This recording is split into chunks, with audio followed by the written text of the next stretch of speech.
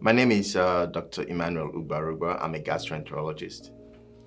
So colonoscopy is a test that we do for primary detection of polyps, which are precancerous lesions.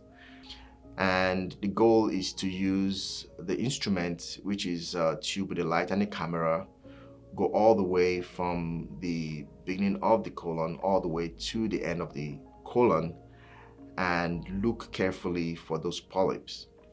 The goal is to take the polyps out if possible. If they are large, then we can take a biopsy of them and go back later to get them out and block if possible. And that should reduce the risk of them developing into cancers. And based on what we find, we can determine how soon to go back in. Currently, the recommended age to have colonoscopies done is at age 45. If we do a colonoscopy and we don't find any lesions and the patient is not a high-risk patient based on their family history, then they get to do it once every 10 years. In terms of colon cancer screening itself, the other modalities that we use for colon cancer screening would detect possible polyps or colon cancer. Colonoscopy is the only one that we can use to detect and treat.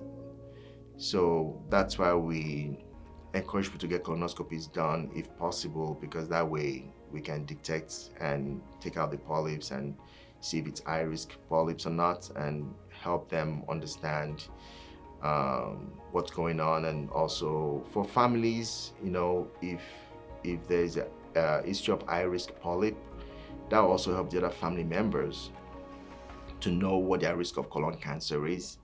So if you don't do your colonoscopies, you don't know what the risk of colon cancer is in your other siblings. If we find anything in you, we could use that information to also guide your siblings on what to expect and when to do their test.